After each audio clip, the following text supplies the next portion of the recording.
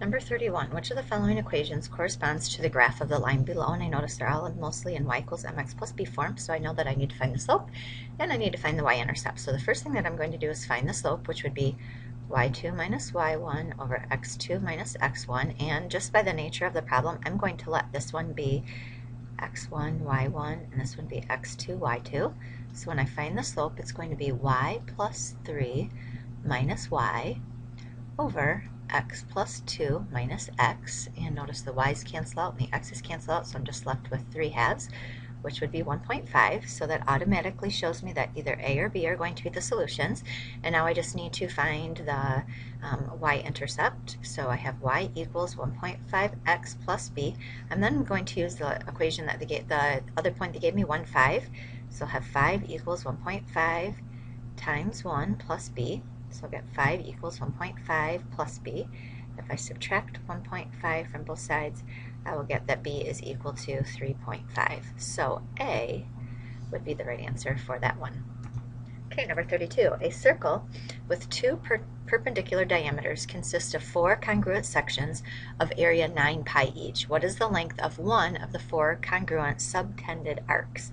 All right, so we've got a circle. It's got 2 perpendicular diameters. It consists of 4 congruent sections, and it says that the area of each of those sections is 9 pi, and it's what is the length of one of the congruent arcs. So it's asking me for what is this length right here. Okay, it will help me in this one if I find the radius, and I know that the area of a circle is pi r squared, and in this case I know, well actually it's going to be a fourth of the circle is going to be equal to 9 pi, so I'm going to have 9 pi is equal to pi r squared over 4. I'm going to get r squared by itself, I'm going to multiply both sides by 4 over pi, and when I do that I'm going to get 36 is equal to r squared, which means the radius has to equal 6. Alright, so now I'm actually dealing with, to get this part right here, I'm dealing with the circumference of a circle, and circumference of a circle is 2 pi r, but I only want a fourth of the circle, so I will divide my answer by 4 when I'm done. And I know the radius is equal to 6, so I'll end up getting 12 pi over 4, which reduces to 3 pi. So F would be my answer on that one. Okay, number 33, x to the second times x to the third raised to the second power. If you don't remember your exponent rules, you could always just pick an x and work it out and see which one will give you the equivalent answer. But I do know that if we have two things multiplied together, we're going to add their exponents. So x to the second and x to the third would give me x to the fifth.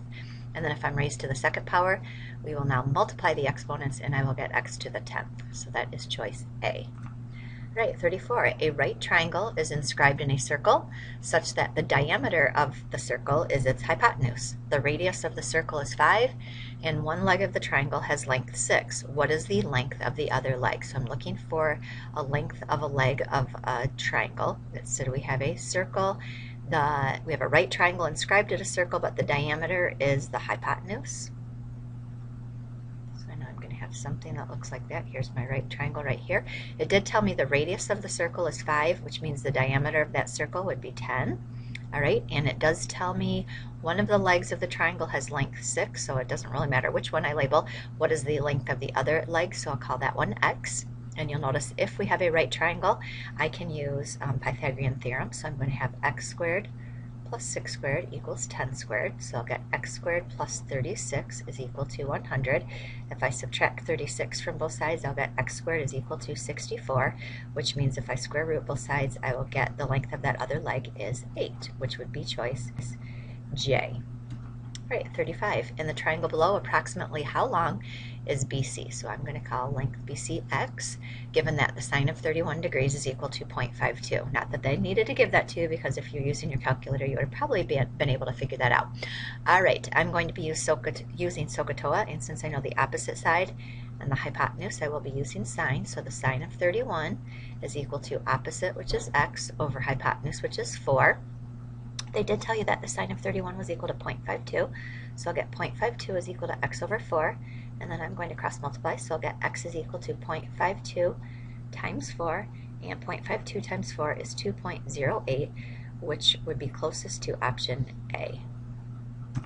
Okay, number 36, which is an equation of a line perpendicular to the line with equation 5x minus 2y equals 20. Okay, the long way on this one would be to put this in y equals form and then put all of these in y equals form and see if we have perpendicular. They are opposite reciprocals of each other. But the fast way of doing this is if they are reciprocals of each other, then the 2 and the 5 would be switched around with the x and the y, and if they're opposite, instead of having a minus sign, we're going to have a plus sign. So if I look for that, which one, you'll notice choice H, the 2 and the 5 are reciprocals, they switched, and then the minus is now a plus. So choice H will be the one to go on that one.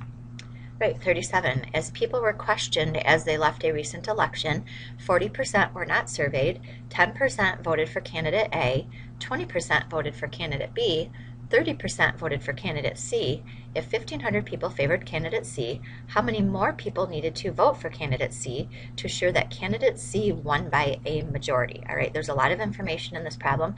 The only thing that you care about is how many and what percent voted for candidate C.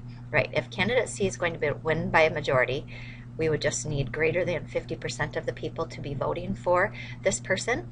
So we need to figure out how many people were voting. If 30% of the people voted for candidate C, and that was 1,500, we'd know that 30.3 times all the people that voted is going to be 1,500. We could figure out how many people voted. We'll just divide both sides by 0.3, and that will give us that 5,000 people voted.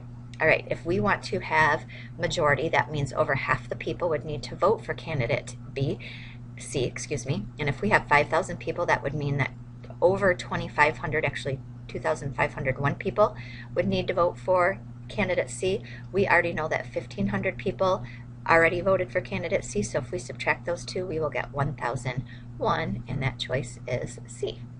Right, 38. What is the side length of a square with the same area as a 3, 4, 5 right triangle? So we want to know the area of the square. It's got the same area as a 3, 4, 5 right triangle. Okay, and we know the 5 has to go on the hypotenuse. Okay, so we need the area of this right triangle. Remember, it's 1/2 base times height, so we're going to have 1/2. The base is 3, the height is 4, so the area of this triangle is 6, which means the area of my square also has to be 6. If you recall, the formula for the area of a square is side squared. So side squared is equal to 6, and if we just divide both sides by, take the square root of both sides, we'll get that the side length has to be the square root of 6, which is choice F. Alrighty, 39. How many 8-inch square ceramic tiles are needed to cover a 10-foot by 12-foot rectangular surface? Alright, first of all, I noticed that we're not in the same units right now, so that would be the first thing that we need to tackle, is getting everything in the same units. I'm actually going to take my feet and put it into inches. It doesn't really matter. But if I have 110 feet, that would be 120 inches. And if I have 12 feet, that would be 144 inches. And if we're looking at square inch tiles, we're wanting the area. So the area of my surface would be 120 times 144, which is going to equal 17,280 inches squared.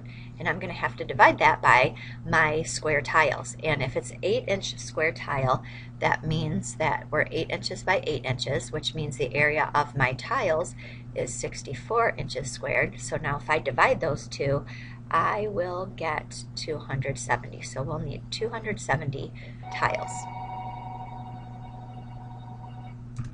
Number 40, which of the graphs below is for the equation, the inequality 1 minus 2x is less than or equal to -3. I'm just going to go ahead and solve this inequality. I will first of all subtract 1 from both sides. I'll get -2x is less than or equal to -4. I'll divide both sides by -2, so I'll get x and then 2. And remember, when you divide by negative, you do have to switch the way that the inequality is going.